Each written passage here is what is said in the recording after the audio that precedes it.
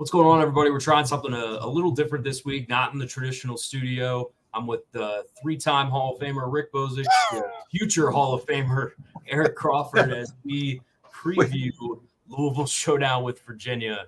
We have three. We've gone off the rails. We have three Hall of Fames between the three of us. I just want to point that out. I'm not. We've gone way off the rails. It's like average, just one per person at this point. That would be great. Guys, on paper, this looks like a mismatch, but the game against Pitt looked like a mismatch on paper. I think a lot of things have changed since then, including Louisville's offensive philosophy quite a bit. But when we first look at this game, what immediately jumps out to you? Well, big advantage for Louisville in that short turnaround, and they're the team that's not traveling. Virginia's not only turning it around quickly, they're having to travel with an injured quarterback. You don't know who their quarterback's going to be. Tony Muskett, who appeared to have the job, got hurt in the last game, so they've got uncertainty at quarterback. And Louisville, unlike the Pitt game when they were coming off the big high from beating Notre Dame and everybody telling them how great they were, right now the finish line's right in sight, and they know if they beat Virginia and then have Miami the next week, they're playing for a spot in the ACC championship game. So I don't think Louisville will come out a little bit flat or a little bit overconfident the way they did against Pitt.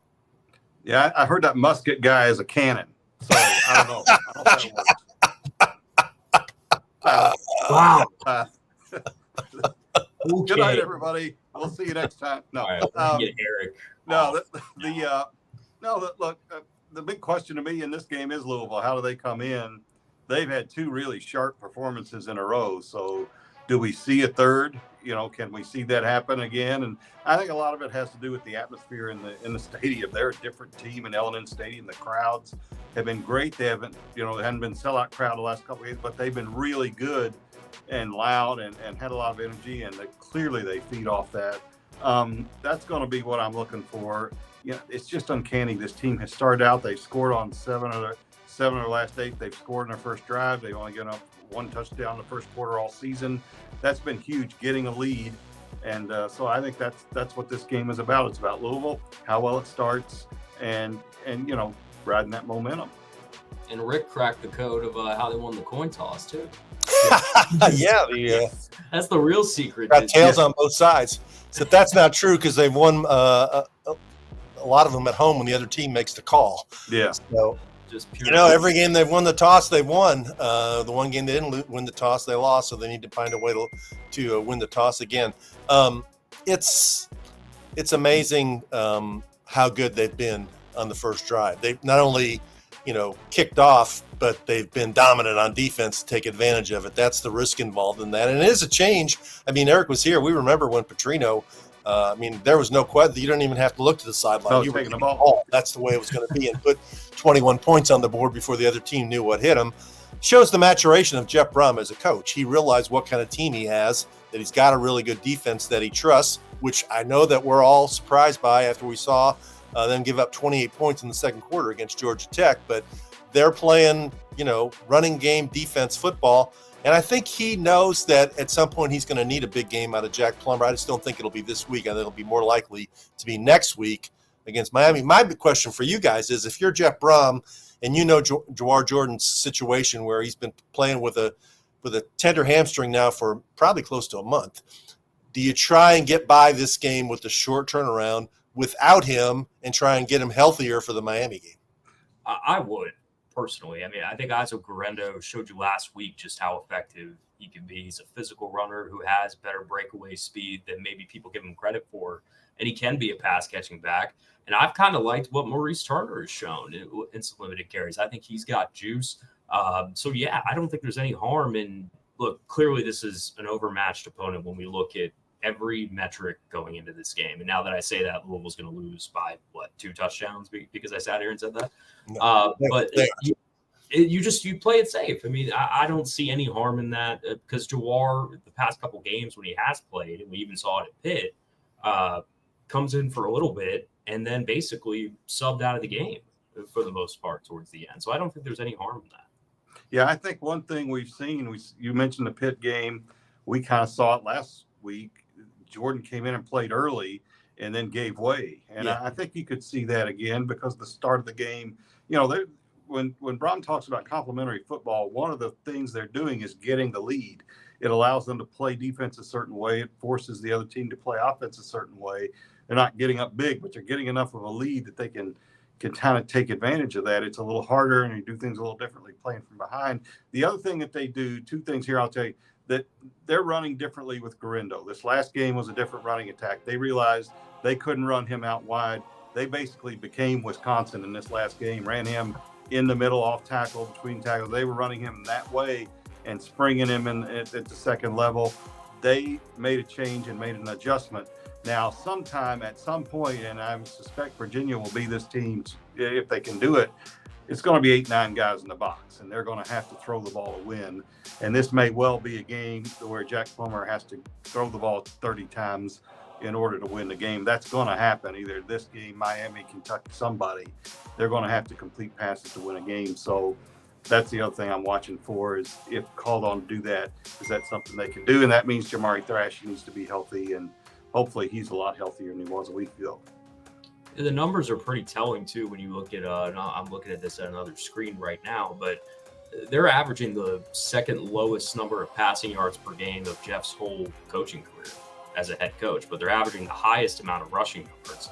And when it comes to the split between passing and rushing attempts, it's no contest. He's never had an offense that looked like this. You're looking at about 28 passes per game and 38 rushes per game. So, and I've already seen a couple people reply to this on social media saying a couple different things. This is not a criticism of Jeff at all. This is a very high praise for Jeff, because I think one of the best marks you can have as a coach is knowing the personnel on your roster and playing to their strengths. There's absolutely nothing wrong with that. And you saw in the Pitt game, and Jeff has kind of mentioned it a few times, that they probably did get a little too aggressive and tried a little too hard to push the ball down the field. When you have one of the better defenses in the country right now and one of the best rushing attacks in the country. So you emphasize those things to win games.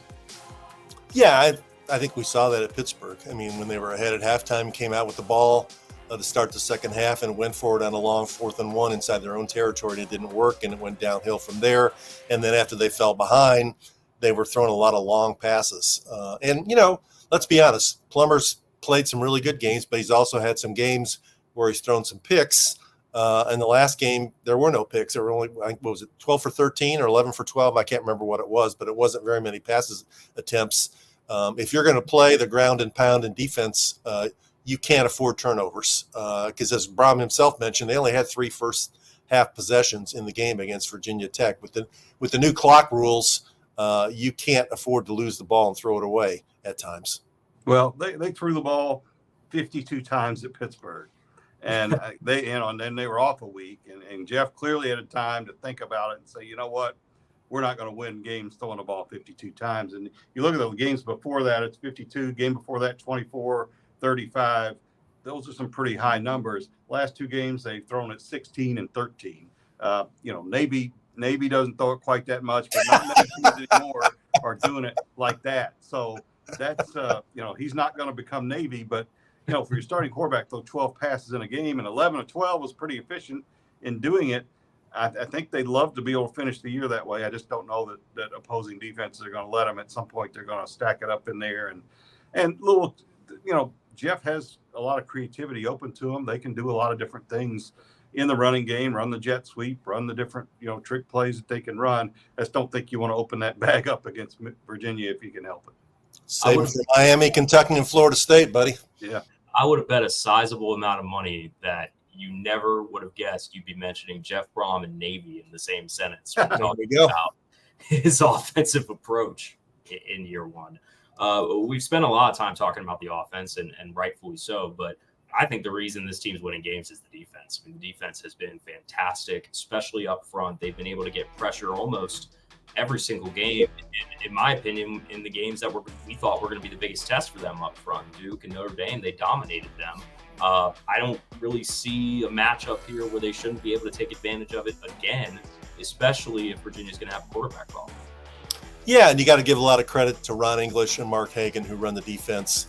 Let's remember what we were saying at the start of the year. And what we were saying was, Yasir Abdullah's not here. Yaya Diaby's not here. 2 or 3 other guys. Monty Montgomery's not here. Oh, how are they going to be on defense?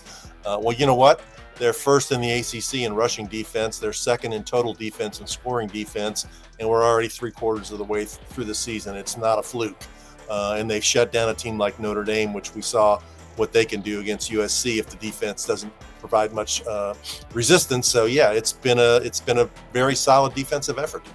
Yeah, the corners have been good. Nobody's perfect when you're playing cornerback, but they've been good enough that Louisville's been able to have a lot of man coverage, which lets you do a lot of different things with your linebackers. It lets your safeties come up and support the run. The line has been really good. Gelati, Rieger has been outstanding. They just had, you keep mentioning it. MJ Griffin went out before the season started, and I thought that was a really bad sign. And while they missed him, just think how good this defense would be with him.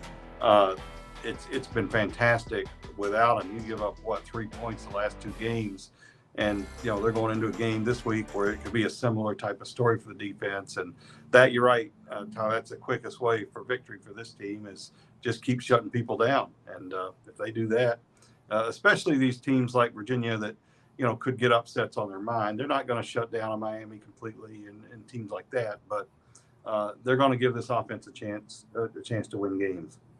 Well, on top of all that, think about what they did in the portal to really help out with some of the depth on defense. We came into the year and saw a few guys they added and say, okay, we got to try and parse through who's going to start or not in all of these. I think you assumed that Riley and Brownlee were going to start, but now we don't know what's Brownlee.